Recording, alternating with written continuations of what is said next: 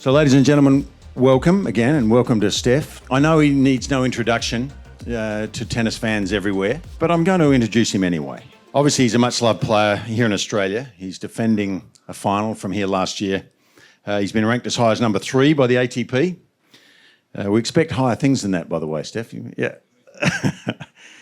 He's won 10 ATP singles titles, including 2 Masters 1000 championships. He won the 2019 ATP finals, and that is a big deal, becoming the youngest winner in 18 years. And of course, he's reached 2 major singles finals, one at the French Open in 2021. I nearly said 1921. 2021. And of course, here last year in 23. He was a finalist, losing to Novak both times. So welcome, mate. It's nice to see you. You might need to turn that on. It's still, is that perfect? Nice work. There we go. Well done, Steph. So, you like the blade, they tell me. Is that right? It's the best. I see you've got your hands on that one. Now, they tell me that's your favourite colour too. Is that right? It does happen to be my favorite color pattern, yes. Fluorescent yellow. There are a few touches in it with obviously a main dark foresty green finish, which I love. Why is that? Where do you get that from? That foresty green?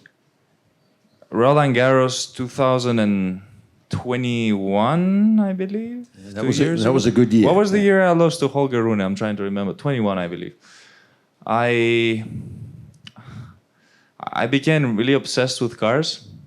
So for the past 4 months before my Roland Garros debut that year, I was just constantly I would wake up in the morning and think about this particular one car. I was just fully obsessed with it, and I'm like, I need to buy this car.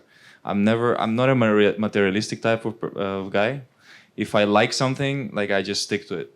I saw this Aston Martin Speedster V12 right next to my apartment where I live, and since that day I was like, I need to do absolutely everything that I can to make enough money to buy that car. So after the French Open, I bought my first ever Aston Martin Speedster, and it came in that color right here.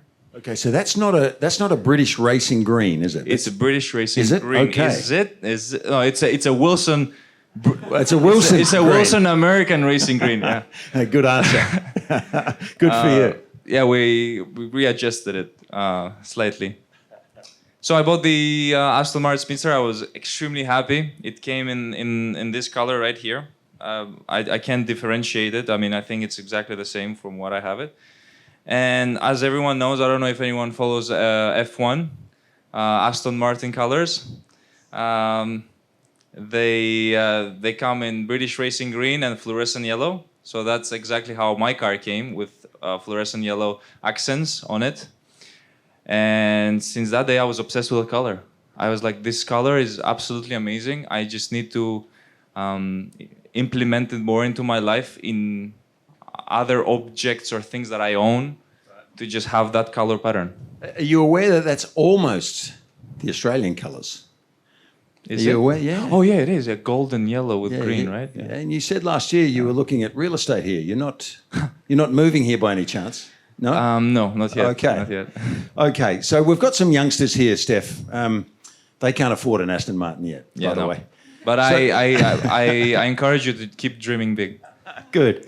So just go back, could you, for our sake, and just tell us what got you into tennis? Why did you become attracted to the sport? Cars. No. No. Well, it started a long time ago, in 2001, when I was about 3 years old. I happened to have 2 parents that both loved tennis and coached tennis, and they were fully invested in tennis. One day I showed up at the courts where they worked at. It was the Four Seasons in Athens. And I think that day I realized that there's this beautiful sport that exists that is called tennis. I picked up my first tennis racket that day, which happened to be Wilson. I don't know, by coincidence.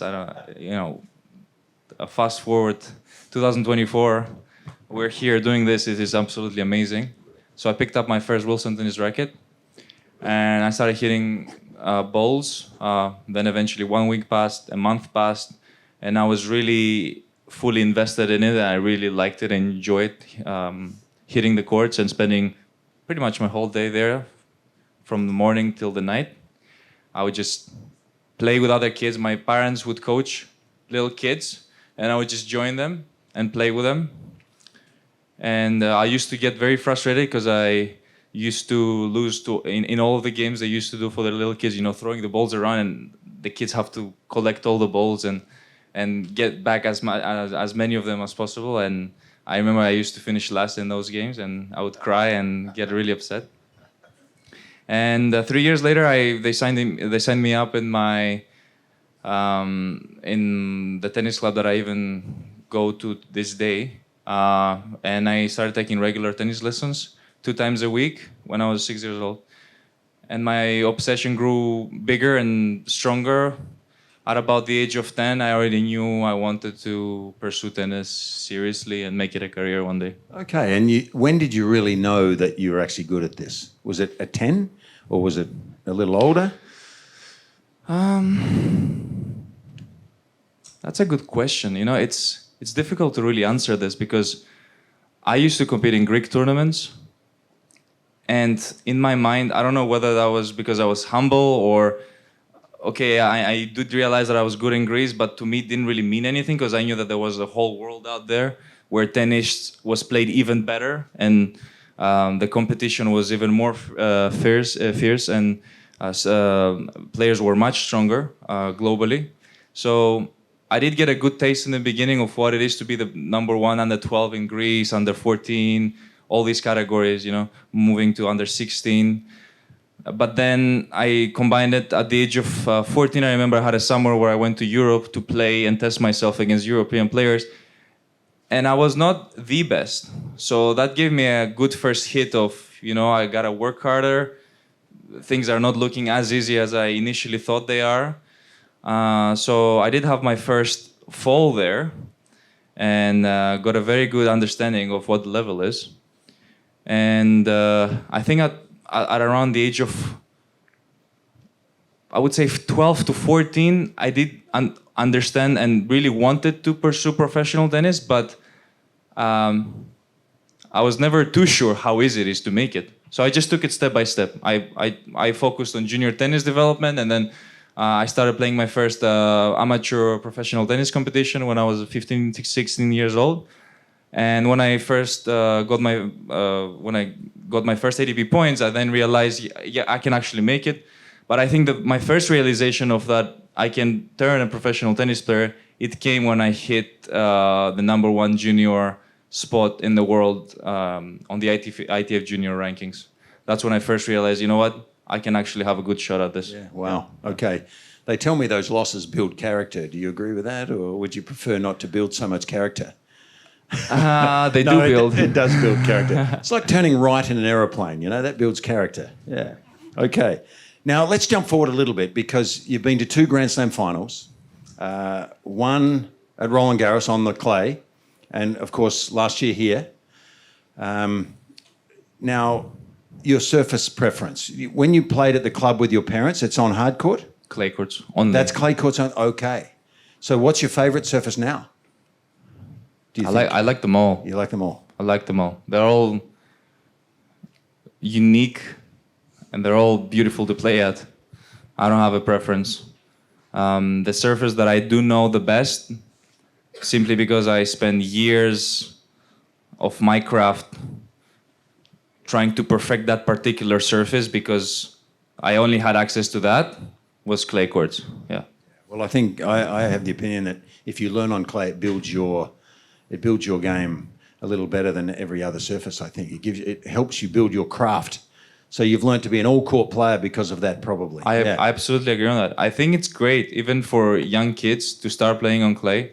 It's a great surface to play. It's good for your joints, for your muscles. It's not as hard on you. It doesn't.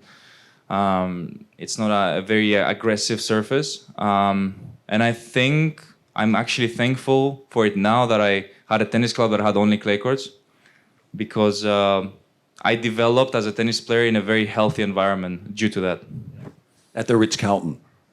No, not at the Ritz-Carlton. Oh, okay. 4 Seasons. 4 Seasons, okay. But that was hard courts. I was not practicing there. Okay. I was practicing at another club. All right, Steph. So the people in this room follow tennis, obviously. Your biggest rival, who do you see that as? I mean, I know there's lots of them. There are lots of them. Yeah. But you myself, know, you're your own biggest rival. Okay, that's not a bad answer. I like that. Mm-hmm. Yeah. Okay. I like the question, but it's just I'd like to go deeper with it. Yeah. Okay. So we may not have that time. Okay. All right. So what's been your biggest moment in recent years, though? I mean, I'm guessing it's one of the finals or the semis of those finals, but you tell us. Biggest moment? Biggest memory sort of moment that you've been through as a player? Final here? It was a big moment. Why not? I mean, my first Grand Slam final at the Roland Garros, it was a big moment. And there was a lot of memories from that day.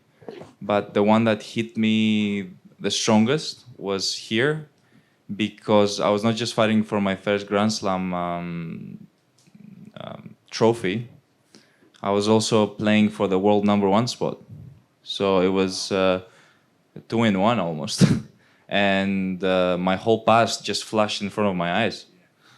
The first thing that came to my mind was when I was 3 years old in these courts, in a country that has no history in tennis. No one has ever came from Greece playing good tennis. And I was the first player of my even generation, but also from my country, that I was about to make history, not just for myself, for my own personal goals, but also for an entire nation that was watching. And it was a very emotional day. Yeah, not many players get to or get close to that ultimate goal, I think. But what do you think it is? The ultimate place goal. you want to go with your tennis? With my tennis. Is it #1? I would like to be #1 in the world. I think everyone would like to be #1 in the world. But for me, there are more important things in life, such as to leave a good legacy with what I've done in the sport over the years, to just inspire people. That's way more important to me. Whether you're #1, you could be #1 in the world, but you really bring nothing to the game, and you just do it for yourself. I don't want to do this just for myself. I want to do it for other people that have joined me on my journey, and people that have went through emotions as well with me. Because I know that every time I'm playing, there are millions of people watching back home or anywhere else in the world that it's kind of touching for them, and they feel some sort of connection to me throughout my journey and through my purpose that I'm trying to put out there on the court. There is a purpose. There is a meaning behind all of this, and I want just people and little kids. I love seeing kids follow tennis. My mission with it is just to have a big impact with tennis. If that's #1 in the world, that's great. If I win multiple Grand Slams, that's great. I'm just out there doing my job daily, and what I have control over is to perfect it and do it as good as I can. Well, I think Wilson want good people. That's why you're here. Correct. Exactly. Just being a good person. That matters to me way more. That's it. Good for you, Steph. I was already a fan, but now I'm a bigger one. Thank you. So just before we finish, outside of tennis, I know that you're an Aston Martin fan now. I don't think the Wilson people are too keen about that. Oh, they're not? Well, they like your colour choices. You're a bit of a watch fan. What turns you on outside of the court when you leave and have your holidays and when you have your rest periods? There is that's a great question, because I just discovered what I like as well. That is linked to this as well, and that is the color green, as we see here. And I just realized I didn't realize, I know that, but I'm a big fan of nature. I like to immerse myself into landscapes and nature and rainforests, and I just love being in those places. You're starting to sound like the perfect man, Steph. You know? No. I also want through my tennis, I just realized I also want through my tennis to kind of have environmental and sustainability and a sustainability kind of impact through my game and my tennis, because I really care about marine life, nature on its own. I know there has been a lot of topics surrounding that, climate change and all that, and I feel responsible as an athlete to have some sort of say or involvement in that, because I feel like there's no planet B, and this is our only planet, and we should take care of it. And I just love the planet that I reside in. Good for you, mate. Well done. Well, you do a lot of good things for tennis, and we hope you can back that up this year from what you did last year. I was commentating all of your matches last year, and gee, you played some amazing stuff. I could hear you when I was playing. Yeah. I try to keep my voice down. Okay, so thank you, mate. Thank you for everything. So nice to have you here, and I know Wilson are proud of you as an ambassador, and we're going to have a few photos, if that's okay. Absolutely.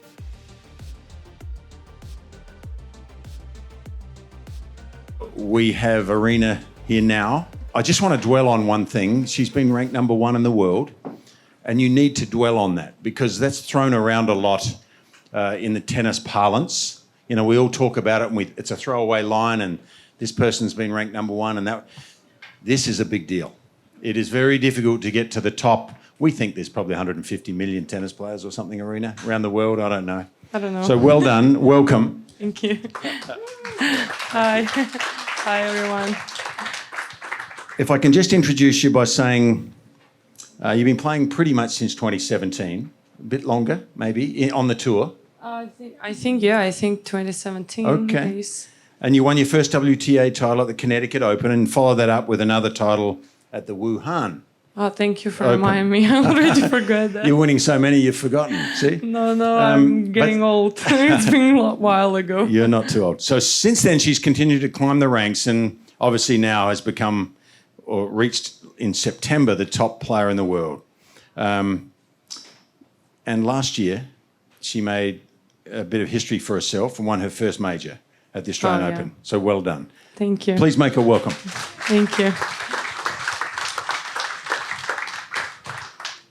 So, Aryna, I'm one of those old tennis commentators, and I admire what you guys do every day. I used to play a little bit years ago. Tell us a bit about the Australian Open last year first, because I think I was never good enough to win a major singles title, but I think that the first one would be the hardest. I don't know, actually. I just have one. If I would have 3 of them, I would tell you what is the hardest one. But I think it's really, like, emotionally, it's really tough, the first one, because you're, like, trying to get there close and you fail a lot. And I think it's part of the process. And I feel like to win a Grand Slam, you need to fail a couple of times to learn something, and then you're like kind of like ready for anything on court, and then it means that you're ready to win the major tournament. So far, I would say that the first one was the hardest one. I think so. I don't know. Probably not, because I still have only one. So I feel like it's always will be tough. You know, it's never easy on court there. Yeah, never easy. But they do tell me you like the blade, right? I do love the blade. Are you giving the blade the credit for the Australian Open last year, or? I giving the blade a lot of credit. Okay. You know, I'm playing with this racket since 16, I think. So how many years? How old I am? 25. A lady doesn't need to tell her age. Okay, so 9 years I'm playing with blade. I guess it's. Let's give some percentage to blade. Fair enough. Well done. Can you take us back to the beginning of your tennis life? Because it is a global sport. In all these different countries, you know, I knew what it was like to try and play tennis as a young person in this country, but not in all of the other countries where all of our world players come from. Tell us what it was like for you. How did you start? Nothing really crazy. I was really active kid. I was running a lot, and my parents decided to bring me to sport, and they were like thinking what can be good for me, because I was quite tall. I wasn't like a small kid when I was 6, and like gymnastic was out straight away. What else? There's like basketball, volleyball, but I wasn't like a team player and team person, I would say. And I mean, they just bring me on tennis court. and that's how everything started, and I loved it, and I don't know, I just loved it. That's everything I remember. Were they public courts or did you have a club? We had a club. It was one kind of like the biggest club in Minsk, Belarus. We had like a couple of clubs, but they bring me in the biggest one, and everything started there. Okay. Were they hard courts that you played on there? Hard courts. Okay. But most of my time, actually, later on, I was practicing on the clay court. So I don't know, like my whole career, people were saying that clay court is not my court, but actually I've been practicing a lot on the clay court, and I actually love playing on clay. But is it your favourite surface, or because you've had your first win on a hard court in a Grand Slam? I would definitely say that the hard court is my favorite, but I also enjoy playing on clay and grass. You like grass too, okay. Well, there's a pretty big tournament that's played on grass. You might, I agree. You might be able to... We have to love all of them, you know.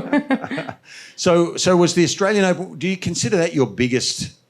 It has to be your biggest moment, I think. Of course. Yeah, okay. Course. So what about the biggest match that you remember? Was it in that tournament, or was it another time? Maybe it was one you lost. But as your biggest memory, really, as an important match. I don't know. I have a lot of memories, and I would say that the final of the Australian Open was the biggest match because, it wasn't that easy final match. It was the match where I had to work really hard, and where I had to turn around the game and fight for it. And I really enjoyed that fight because it wasn't like an easy win. So I was really proud of myself in that match, and I think that was the most memorable match from that tournament. But then later on the season, I think the final with Iga we played was also really huge, really high-level match, really amazing. I just got a little bit more lucky than her, and I won that match. The WTA finals. The WTA finals, in Madrid on the clay. But also the US Open with Coco, I lost that match. Probably at some point I didn't play my best, but it was super... I don't know, the atmosphere was crazy, even though they support her more, but it was amazing. Also, I would say one of the greatest matches I played. I wish I would finish it differently, but as I said, you need to fail sometimes. You do. To learn we were something. just talking to Steph, and I said, character is built when you lose matches sometimes, isn't it? It makes you a winner the next time. Yeah, you need to get a little bit angry, like you need to like feel this, I don't know, I don't want to happen it again, you just... Yeah, your dislike for losing. Yeah. What were the feelings like? Because most of us in this world don't have that feeling. When you win this big cornerstone event in the world of your sport, which happened to be the Australian Open, that was the first one, what goes through your mind? Can you remember? Can you remember what happened at 10 minutes... 5 minutes afterwards? Yeah. It's really warm here. Was it relief? Honestly, I expected much more emotions. But by that time, I was so exhausted from being in the tournament for such a long time. It's just 2 weeks, but when you playing day after day, it feels like forever. But I remember the first thought was... yes, it wasn't the waste of my time. I was in the right sport the whole life, and I was proud of a lot of things actually, of my family. They were pushing themselves so hard, so I was able to be where I am right now. I was proud of my team that. They're the guys who's always looking for something new, for something more, to improve my game. And I was proud of myself that I was able to bring everything together and achieve what I achieved. So it was it was 5 seconds thoughts, but it was just yes, I did it. It wasn't wasting of time. Well done. Yeah, what a relief. And your family, what a moment for them. When it finally happened, huh? Yeah, my mom was calling me crying, really crying, and saying that your father would be proud of you. So it was a really emotional moment. Everyone was crying. Yeah, but we were all crying here too. I'm about to cry right now as well. You don't need to do that. Okay, so let's look to the future quickly. This year, it starts again. It's never ending. that computer system that ranks your Just the keeps circle. keeps going, and you have to defend everything here now. But you feel good leading into the Open this year. Yeah, I feel really good, and I think that's not the right mentality. Thinking about like I need to defend, you know, we just start everything over again. It's like, yes, I won it last year. Last year was amazing tournament, but amazing year overall. But I'm not here to defend something. I'm here to bring better tennis that it was last year. You have another opportunity. Yes, that's exactly, the way to look at it. exactly. Yeah, beautiful. What do you think? Ultimately, did you have goals before you won your first one, or do you not think about goals? Some people do, some don't. And what do you want to achieve with your game as time goes on? Yeah, I think we all have the same goals. It's quite obvious, you know, like, and I feel like you don't have to think about goals. Like, of course, I want to win as many Grand Slams as I want, but the main focus is to keep improving, because I feel like as soon as you stop improving yourself, you're losing it like easily. So you always have to look for something else. And this is just how it's working. And this year, I just want to improve my game. I want to get like moving better. I want to serve better. I want to like put more pressure on my opponents, and mentally I want to be stronger. So I want to improve every aspect of my game. Fantastic. Gee, your English is good. Is it? Yes. Oh, thank you. Very good. Gee, that's impressive. That's what I really always telling everybody, that my English is terrible, and I'm sorry for that. Just like I started my winning interview last year at the Australia Open, like sorry for my English. So, but thank you. Well, English is my first language, and I think yours is better than mine. So no, you're going okay. come on. You're going okay. Stop saying that, because now I feel like it's a little lie there. Okay. Outside of tennis, you know, before we maybe sign a few autographs and meet some of these youngsters, outside of tennis, what do you do? What does Aryna do when she leaves the Nothing. court? Nothing. Well, that was a short focus answer. to tennis. No. Well, what do I do? I actually do nothing.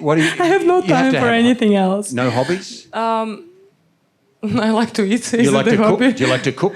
I can cook, but I have no time for that. But if okay. I cook, I can cook. What yes. sort of food? What's the native food for you in Minsk? Okay. What's your favorite food? You know, like this kind of like pancakes from cottage cheese? Huh? Draniki? No, it's a different one. It's a Belarusian one, but no, the stvoraga, the cottage cheese, right? Like the pancakes. Pancakes with cottage cheese. It's with honey, with syrup, with honey on the top, Yeah. or jam, something. Okay. Yeah, it's tough to explain actually. Okay. For Well, real, that's good. it's hard to explain. pancakes. It's pancakes, but it's like they're not that thin. They're like. Yes. Okay. Is it good for your tennis? Those pancakes? It's quite healthy. It depends on which cottage cheese you're using. Like if fat is low, so it's good. You can. Why are you looking at me when you say that? No. I'm going for the low fat version. Where is Matt? Matt is Yeah. We're talking about fat people, and I'm calling you. Oh, nice guy. Okay. Well, Yes. Gee, it looks good. We're coming to dinner. Have you ever tried? Actually, I think it's such a Eastern European dish. You know, I think, but it's really good. Okay. Well, I'm glad you do something outside of tennis. No, I mean, I can cook. I like to go for a good dinner. I like to go out. I like to have fun, watch movies, spend time with my family, which is not happening often. But well, you're a versatile young lady. Very versatile. You know the word versatile means you do many things. Okay, I got it. Yeah. Yeah. Okay. Well, good for I you. like to dance, but I wish I could go for classes, like to learn some more. But no, I mean, unfortunately, not much time for that. Okay, in a few years' time. A lot of years' time, maybe. Few years? We hope this is what you give me only a few years in tennis? Thank you. I know that's not true. That's the biggest fear of my team. Of your team? Yeah, because I'm talking about babies and they're like, okay, we're leaving. Well, I can't. They don't want to hear about that, but why not? Come on, what do you think, guys? I think like 2 or 3 more years, I go for a baby, and if I'm lucky enough, I come back. Gee. all I know is I'm blushing now, Aryna. So, well, thank you. Thank you. It's great to chat. And yeah, what a wonderful experience you had last year here. We're glad it was in Australia. Yeah. We hope you have more good experiences here. So thanks for coming. Thank you. Thank you for having me. Yeah, and we've got some people here now. I see. Some people Thank you for telling me. some people have a badge. So if you have a badge, if you could line up first, please. And if you want to meet Aryna and maybe have a photo, if that's okay, and sign something. $5. $5? Gee, you drive a hard bargain, Aryna. Well done. Thank you, mate. Thank you. It's so nice to meet you and chat. Thank you.